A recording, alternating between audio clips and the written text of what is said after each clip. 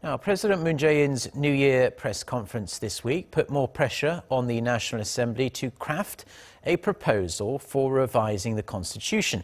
However, it won't be easy, with rival parties sharply at odds on a number of different levels, from the timing to the specifics as well. Kim Min-ji with the details.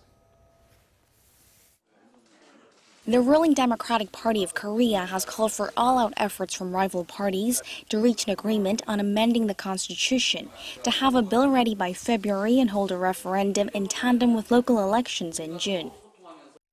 I'm calling on all parties to overcome their minor differences, come to a conclusion, and fulfill the duties entrusted to us by the people, and to avoid the government having to decide the issue on its own.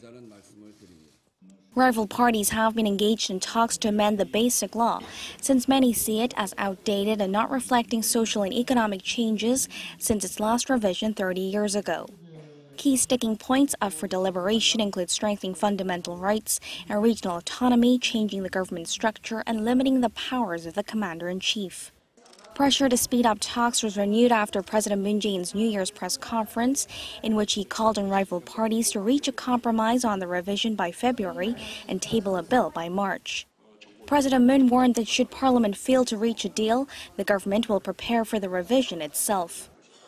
The main opposition Liberty Korea party was highly critical of the president's remarks, saying that it was clear he was seeking to inject his own ideas, adding that amending the Constitution is not something that can happen overnight.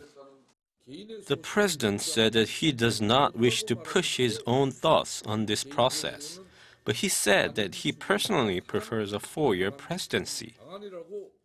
The center-left People's Party said that one of the key reasons to amend the Constitution is to limit the powers of the president so as to prevent corruption. But looking at the president's stance, they said it might be better not to amend it at all if they're not going to make the right changes. The reason that 80% of the people are in favor of revising the Constitution isn't to influence the fundamental rights of regional autonomy.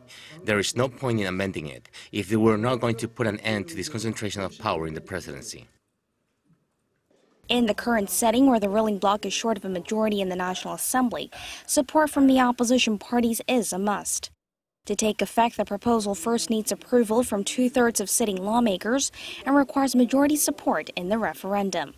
Kim Min-ji, Arirang News.